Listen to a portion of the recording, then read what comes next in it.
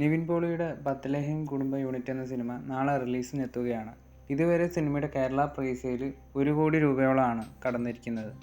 ഖലീഫ സിനിമയുടെ final world wide pre-sale ഇപ്പോൾ 6 കോടി കടന്നിട്ടുണ്ട്. ഇതിനു മുമ്പ് ഗ്ലോബലി ഏറ്റവും വലിയ പ്രീ-സെയിൽ നേടിയ പൃഥ്വിരാജിൻ്റെ ചിത്രം ആടുജീവിതമായിരുന്നു. സിനിമ 8 കോടി 50 ലക്ഷത്തോളമായിരുന്നു ആദ്യ ദിവസം ഫൈനൽ പ്രീ-സെയിലായിട്ട് നേടിയത്. കേരളത്തിൽ സിനിമയുടെ ഫൈനൽ പ്രീ-സെയിൽ 3 കോടി ആയിട്ടുണ്ട്. എന്തായാലും ഖലീഫ സിനിമ ഇന്ന് തിയേറ്ററുകളിലേക്ക് എത്തുകയാണ്. ഇന്ന് രാവിലെ 9 മണിയോടുകൂടി സിനിമയുടെ FTFS ഒക്കെ ആരംഭിക്കും. അതുപോലെ ലാലേട്ടനെ കൂടാതെ ഒരു ക്യാമിയോ കൂടി സിനിമയിൽ ഉണ്ടാകുമെന്നുള്ള റൂമറുകൾ വരുന്നുണ്ട്. സൂര്യയുടെ വിശ്വനാഥൻ ആൻഡ് സൺസ് എന്ന സിനിമയുടെ 5 ദിവസത്തെ world wide box office collection report വന്നിട്ടുണ്ട്. തമിഴ്നാട്ടിൽ 35 കോടി 86 ലക്ഷം, തെലങ്കാനയിൽ 19 കോടി 65 ലക്ഷം, ആന്ധ്രാപ്രദേശിൽ 17 കോടി 91 ലക്ഷം, കർണാടകയിൽ 10 കോടി 31 ലക്ഷം, കേരളത്തിൽ 6 കോടി 7 ലക്ഷം, റെസ്റ്റ് ഓഫ് ഇന്ത്യയിൽ 1 കോടി 17 ലക്ഷം.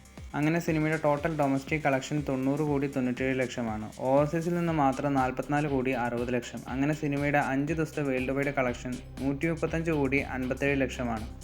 സ്പൈഡർമാൻ ബ്രാൻഡിനൂടെ സിനിമ 639 കോടിയോളം രൂപയാണ് ഇന്ത്യയിൽ നിന്ന് ഇതുവരെ വാരിക്കൂട്ടിയിരിക്കുന്നത്. കേരളത്തിൽ 37 കോടി 36 ലക്ഷത്തിലേക്ക് സിനിമയുടെ കളക്ഷൻ എത്തിയിട്ടുണ്ട്.